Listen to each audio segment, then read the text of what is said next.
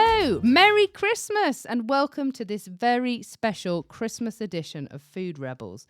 Food Rebels, as you know, is the show that keeps you up to date with the best of the rebellious side of the food and drinks world, telling stories about those founders who are doing things a little differently.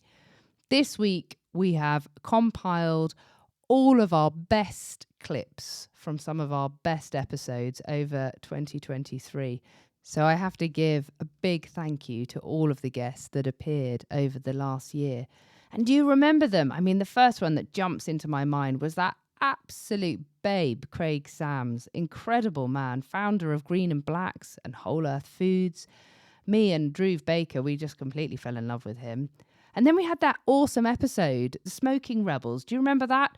Vincenzo and Jacopo from Smoking Brothers, and they told us all about how they had just happened upon this incredible career creating the most incredible smoked salmon. Again, that was Drew with me on that, and he was telling us all about the charcuterie, smoked charcuterie that he makes at Tempest Food. So we put a little bit of that in. Another episode that I just loved because there was so much energy was Appealing Fruit Snacks. And we had on that one, it was Laurie Firma from Freddy's Farm and Daniel from Soul Fruit. And these guys were just on absolutely the same wave. They wanted the same thing. It was just a lovely episode. And I had the awesome Colin Mordy from Food Source Media. He joined me for that as the co-host.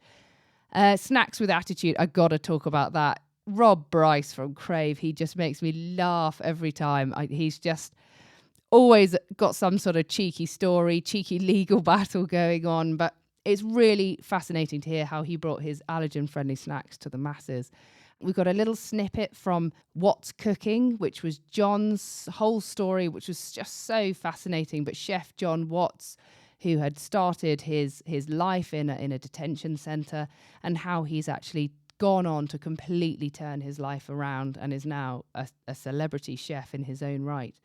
So please keep listening and hear some of the best snaps from Food Rebels in 2023.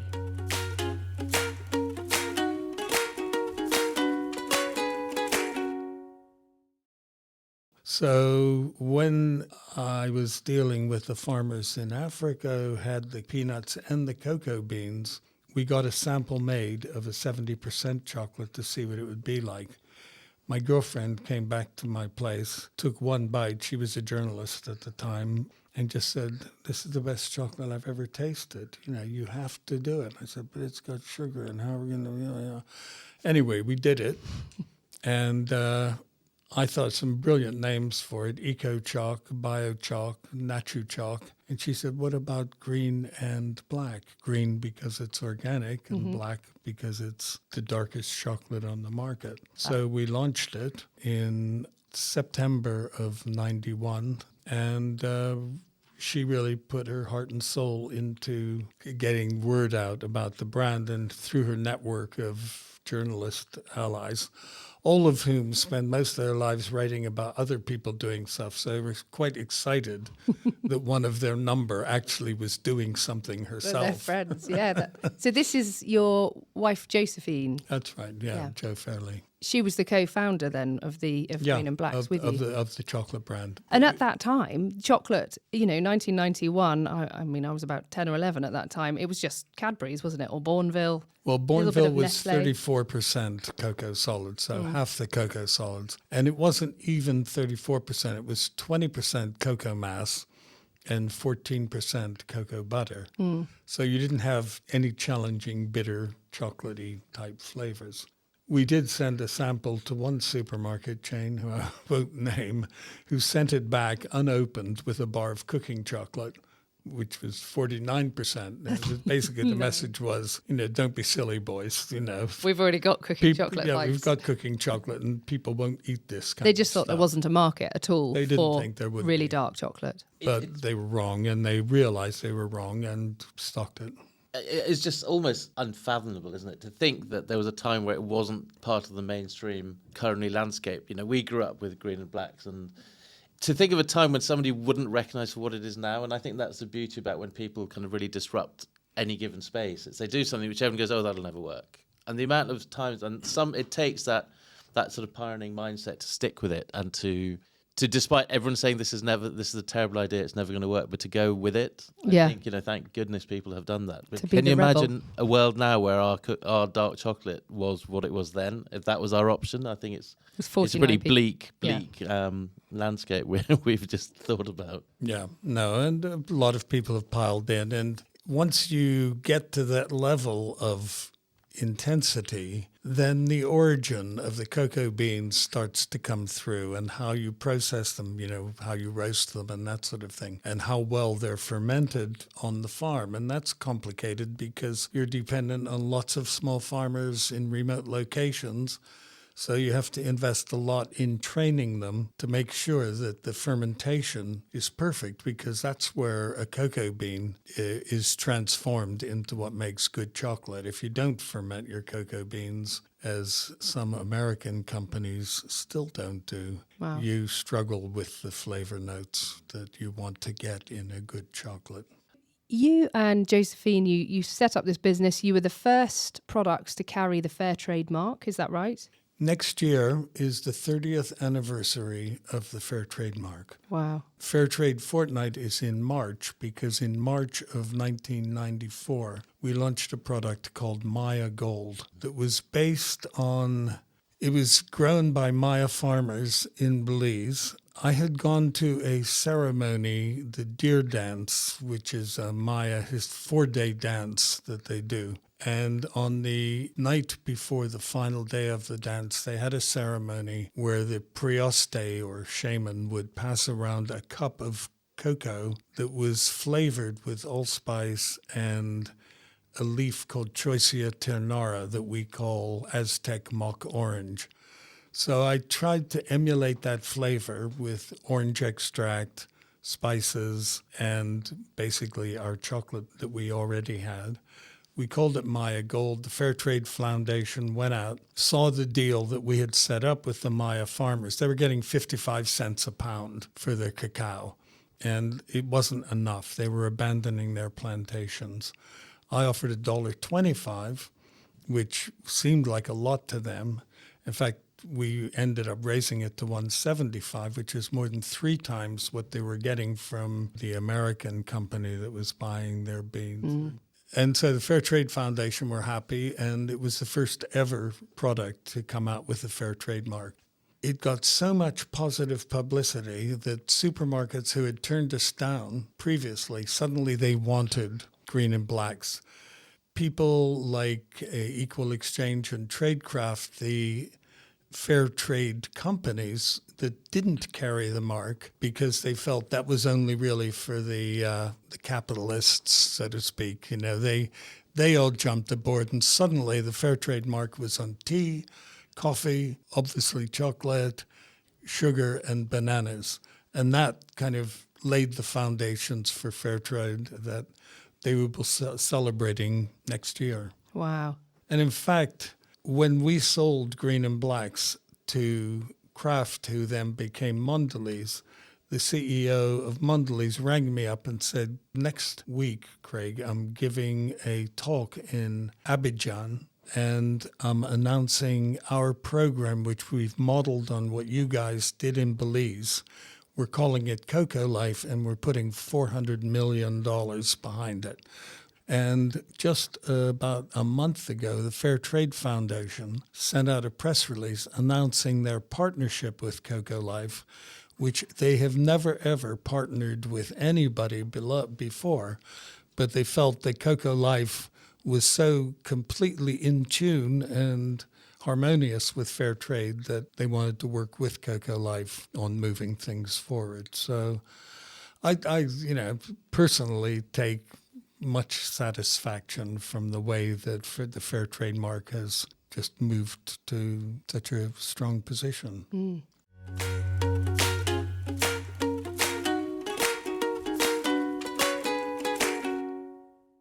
It's really cool. Like, how did you even get into smoked salmon? Do you live by a river? It's a Are cool you story. chefs? It's a very London story, I'd say. I think it's very weird. I mean, in our background, we never really had much to do on smoked salmon. Obviously, we're Italians. I mean, smoked salmon is not really an Italian thing. You would think that Italian always make pizza or pasta, these classic things.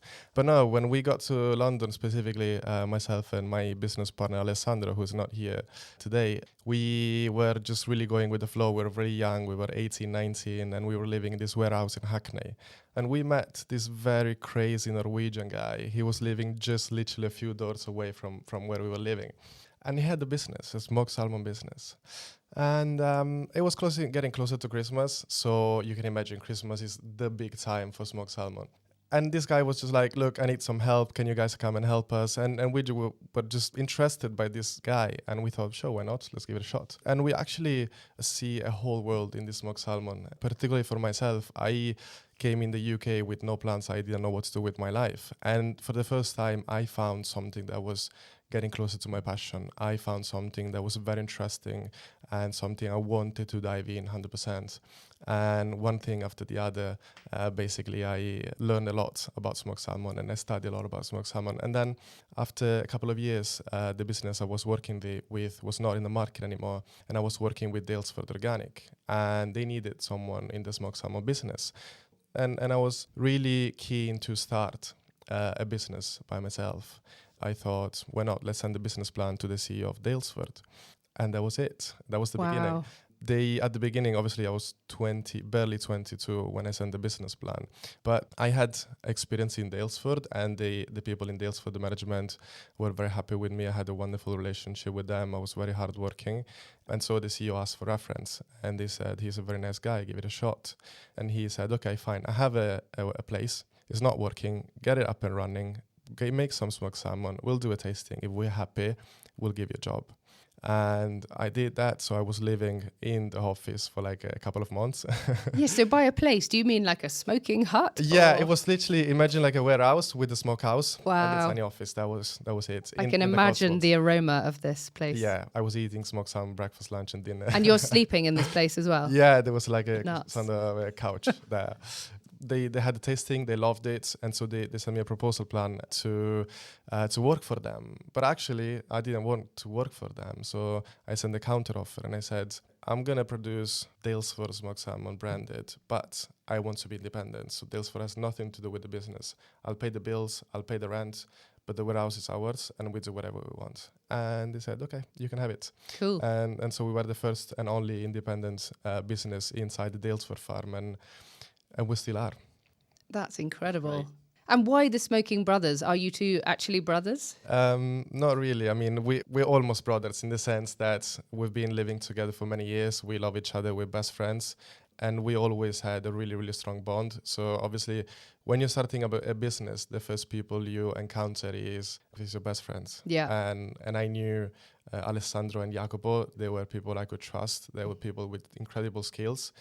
But really, Smoking Brothers is all coming from this brilliant mind next to me, Jacopo. He's the one who designed all the packaging. He created the brand, and he helped us put together a story that could be appealing. And so he's probably the best person to describe why Smoking Brothers and how we came to this point. It was actually the first thing Drew and I were admiring, wasn't it, this packaging? The packaging is gorgeous. And as soon as I picked it up, it's very tactile. It's got this kind of lovely embossed detail, which it's kind of mimics the sort of scale. Yeah. You can't help but pick it up and stroke it. And there is, it looked like gills. There's sort of little cuts so that actually from a functional perspective, you can see the product, which is within the packaging. So it's just beautifully simple, but very kind of delicate, which I think really reflects what smoked salmon is. On paper, smoked salmon is very simple, but actually the simpler things are the hardest to make because you've got smoke, salt, and thyme, right? And whatever it's complex you're using. simplicity, probably. Absolutely, there you go. And I think the packaging speaks to that process immediately. There is a beauty in the simplicity, but generally speaking, I find that the simpler a process, the harder it is to get right.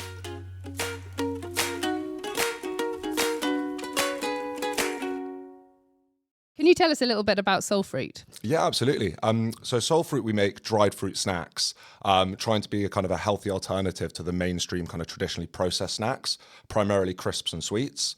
So we actually dry our fruits in 2 different ways. One way turning it into our irresistibly chewy soft dried slices, and another way turning it into our satisfyingly crunchy fruit chips. So yeah, really just trying to encourage healthier eating and fruit-based alternatives.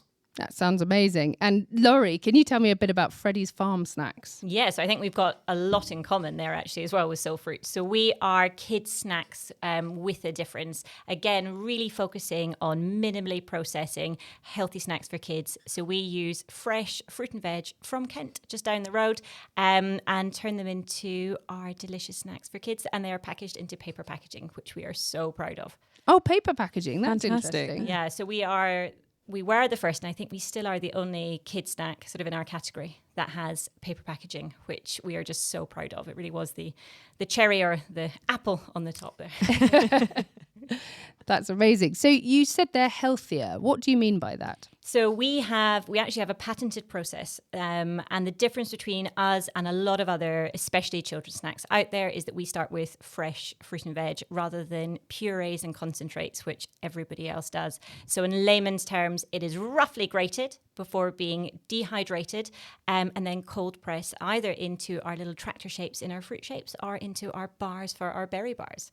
So we developed the whole thing ourselves, and really, really proud of it. So that keeps free sugars lower, which means kids have fewer sugar highs and crashes, which I don't know about you guys, but as parents, I really like to avoid that. Oh, yeah. crash. Yeah, for sure. So how does that work then? How does it stop free sugars? Because there's sugar, isn't there, in fruit, Yeah. obviously. So And there's naturally occurring sugars in everything and fruit and things like that. But is it better? Is sugar in fruit better than sugar in, a pot that you would sprinkle absolutely. over? But in the way that sugars and fruits and things can be processed, even the natural sugars in fruit and veg can start to behave in our bodies, in our children's bodies, like added sugars. And that's what we really want to try and avoid. And that's what our process avoids. So scientifically, there's a bond between sugar and fiber. And when you overly process something, if you're pureeing it, if you're baking it at really high temperature, it breaks that bond. So that sugar is really readily absorbed by our bodies, which leads to this high spike and then the crash. Whereas we do absolutely minimal processing. So by grating it, we're trying to maintain as many of those bonds between the sugar and fiber as possible. And then because we dehydrate it rather than bake it at a nice low temperature, we're maintaining even more of those bonds. So there obviously will be some free sugars, but a lot less than all of our competitors. Oh, so it's the bond with the fiber that's making it slower It's to slow, digest. That's slower. Oh, cool. That's great. I noticed, Dan, you were nodding along there. Is there like a similarity in your process here, or why were you nodding along? Absolutely, 100%. I mean, it's great to hear people talking about the same things, because sugar is this big taboo subject, and there's so many nuances within it, with an understanding how sugar affects the body, and actually how products therefore are delivering very different types of sugars. And I think it's exactly perfectly put. That bond with the fiber is the key element, really, when it comes to sugars. That you're looking for natural sources of sugars that are still bonded to the fiber.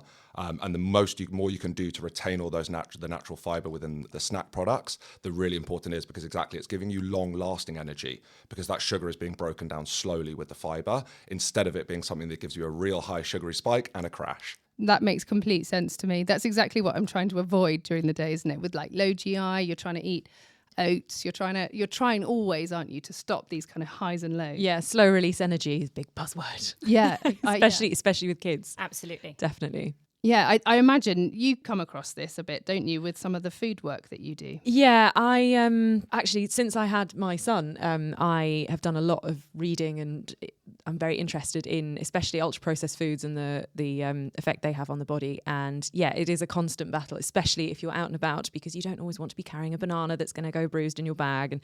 And kids do love a snack. That's we always sort of talk about it. We would always say like fresh fruit and veg for your kids and for us is number one. And we would always, with our own children, and recommend to everybody, give them an apple first, even before you give them our snacks. As proud as we are of them, it's not an apple. But when you've had an apple or a banana at the bottom of your handbag, they sometimes don't want to eat it. And Yeah. fair enough. I don't want it after it's been bashed around in a handbag either. So we kind of feel that's like the next best thing, rather than a sugary treat when you're out and about that's sort of in their faces in coffee shops and things like that.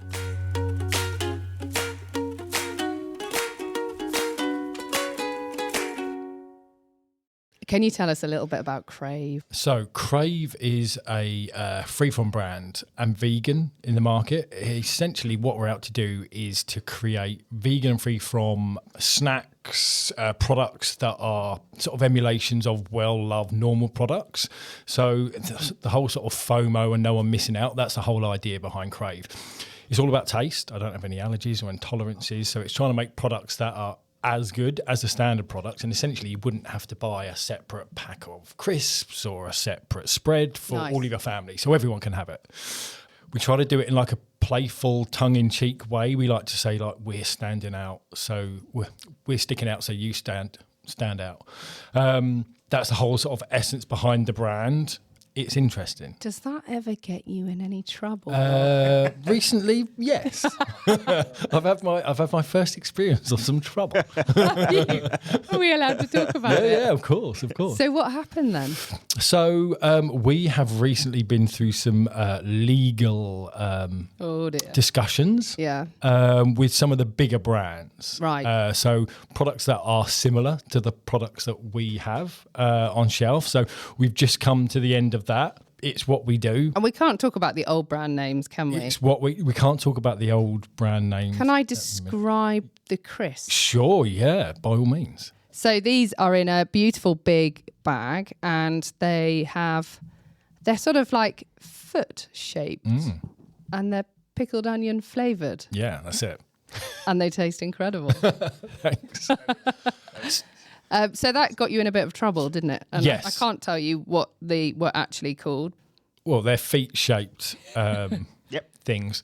So yeah, we've just been through that. I think it probably happens to all brands at some point in various guises. I think we're probably a little bit more out there with what we've got in terms of products and what we're looking to do at the same time. We push the boundaries and try to be as near as possible. So it's what people love. Like we've had messages from customers that I think one of the early ones when we first launched the said feet-shaped pickled things were a husband had like literally cried when he could have them because he hadn't had them since the age of 11 because he'd had an allergy since then. So, and that's the whole idea and sort of ethos behind the brand. So it's not going to stop what we're doing. I think we're just having a little think about how we do it and namings and things, because as well for people to find them, you see it on social media and stuff. It's the first thing people are like, oh, there's a pickled onion flavoured this, and look, guys, da-da-da-da-da. Yeah. So, yeah, we've in the last month we've had 3 products. All 3 have been challenged. All 3 we've had 3 challenges on products. So the other one here is, I love the name of these. I'm not allowed to say it though, am I? No. Oh no. It's too funny. Can I just say it's got the word in it? Yes. In it. Yeah. These are flaming hot Puffs. which are long and orange, but flaming hot, not cheesy. Yes, although that is in trouble as well. Oh, is it? Right, okay. There's there's a big legal bill at the end There's of a this. big legal bill at the end of this. And checking everything that's coming out next. It's sort of part hilarious, part annoying, I imagine. But you know, you must have known you were pushing a bit of fun. Yeah, of course. And that's sort of, if I'm honest, it took a while longer than some of them I thought.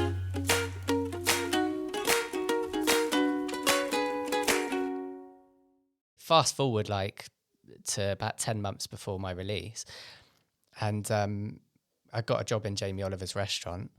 Which one was that? So we were trying to get into 15 because he used to take on these people that were in these sort of situations and train them up.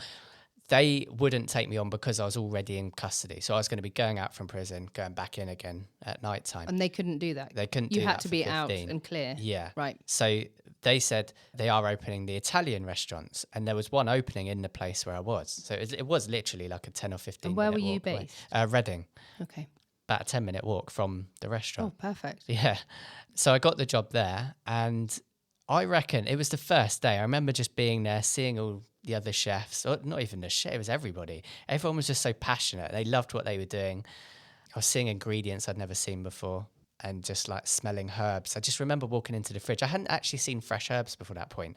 They did used to get in some sort of stuff, like some ingredients into the prison that we could sort of work with. Like I remember a whole salmon coming in, but never fresh herbs. So when I went in the fridge, I was like, wow, oh, this is parsley. Oh, this is dill. This is mint. Because, you know, I'd only seen them in the dried form. Yeah. And had you come in then, like right at the bottom of the pack? You know, you've got somebody mentoring you and teaching you at that point. At that point, so I'd done the MVQ, I'd finished it. So I'd had this qualification, but in reality, it's all just how did that relate to other people in there? Were there similar people who had similar backgrounds, or no, all across the board? I was sort of like almost like hidden in the back, actually, because it was a very busy restaurant back then, and I think they just sort of hid me in the back. And Ian, the head chef who came in and basically took me out and gave me the job, he was very much a mentor. So he'd be having his busy job, but then he'd, I don't know, just give me that few minutes each day to sort of, this is why I'm doing this or whatever. Yeah. Well, I started off just making pasta on a big machine and making focaccia, and that was it for quite a few months. And then he just sort of gradually sort of got me into all the other different sections, showed me all the other things that were going on. But yeah, going back to that first day when I saw the herbs and the vegetables and that passion and the adrenaline, I think that's where it was, where I was like, oh, wow, I actually love this.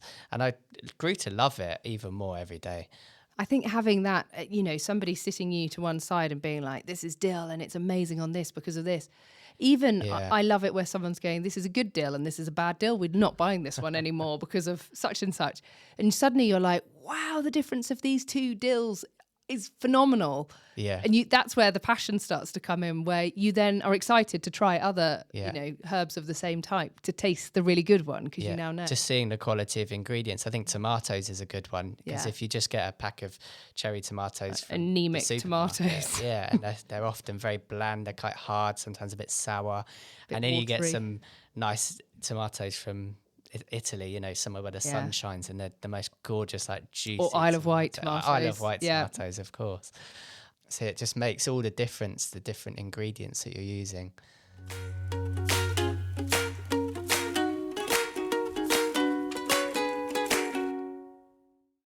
Wow, what a brilliant trip down memory lane. Ah, love it. And I'm feeling so Christmassy here as I'm just sipping away on a little Christmassy aperitif. All the full episodes can be found on Spotify, Apple Podcasts, Apple Music, all of those kind of places. So please do tune in. We are going to release, in fact, the full Craig Sams interview in its entirety at some point over the festive holidays as well. So look out for that one. But a big thank you to all my guests on this particularly special show. So we've got Craig Sams, we've got Dhruv Baker, we've got Vincenzo and Jacopo from Smoking Brothers, we've got Laurie Firma from Freddy's Farm, we've got Daniel from Soul Fruit, Colin Mordy from Food Source Media, Rob Bryce from Crave, Chef John Watts. And thank you to all of you guys, our listeners. I know we only started in July and it's been a real roller coaster over the last 6 months, but thank you so much. I think our listeners are now up to 50,000. This is insanity. I don't know how it's happened so quickly. So thank you so much to all of you. Merry Christmas, you festive food rebels. I hope you eat and drink in a very rebellious manner over the festive period, and stay tuned for some very exciting episodes. Okay, lots of love. Bye.